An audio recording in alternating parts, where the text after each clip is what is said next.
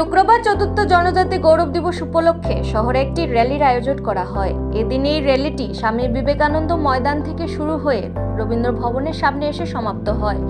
উল্লেখিত এই অনুষ্ঠানটিতে উপস্থিত ছিলেন জেলা শাসক সহ অন্যান্যরা। সংবাদ মাধ্যমের মুখোমুখি হয়ে এই র্যালিটিতে অংশগ্রহণকারী এক কার্যকর্তা এই দিনের গুরুত্বপূর্ণ বিষয়বস্তুগুলো বিস্তারিত তুলে ধরেন। তিনি বলেন, ভগবান বিরসা মুন্ডার জন্মদিবসকে সামনে রেখে জনজাতি গৌরব দিবস উদযাপন এবং এই র্যালির আয়োজন করা হয়। তিনি আরো বলেন, আয়োজিত এই দিবসে উপস্থিত থাকবেন রাজ্যের মুখ্যমন্ত্রী সহ সাংসদ সকলেই।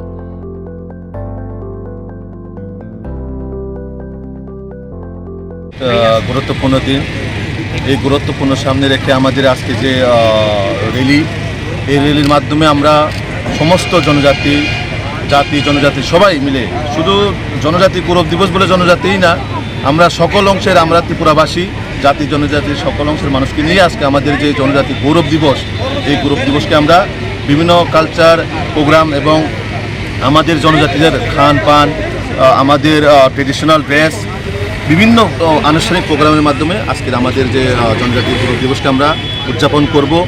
এবং আমাদের দেশের যশস্বী প্রধানমন্ত্রী নরেন্দ্র মোদীজি, উনি দিল্লি বিহার থেকে সম্বোধন করবেন এবং আমাদের ত্রিপুরা রাজ্যের মধ্যে অলরেডি কেন্দ্রীয় মন্ত্রী আমাদের জ্যোতিরাদিত্য সিন্ধিয়াজি গতকাল রাত্রেই এসেছেন, উনিও থাকবেন এবং আমাদের ত্রিপুরা রাজ্যের সাংসদগণ, মন্ত্রীগণ সবাই উপস্থিত থাকবেন।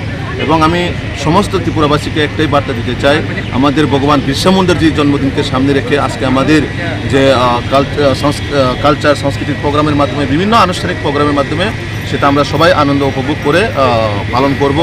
এবং সমস্ত ত্রিপুরাবাসীর একটাই আমাদের মেসেজ থাকবে, ভগবান বিরসা মুন্ডাজি যেভাবে আমাদের দেশের স্বাধীনতার জন্য যে অবদান রেখেছেন, আমরা সবাই এই ওনার কাহিনীগুলো আমরা পড়ব এবং বিরসা মুন্ডাজির সম্পর্কে আমরা সবাই জানব। তো এই মানে আমরা নিজস্ব প্রতিনিধি রিপোর্ট, এশিয়ান টাইমস।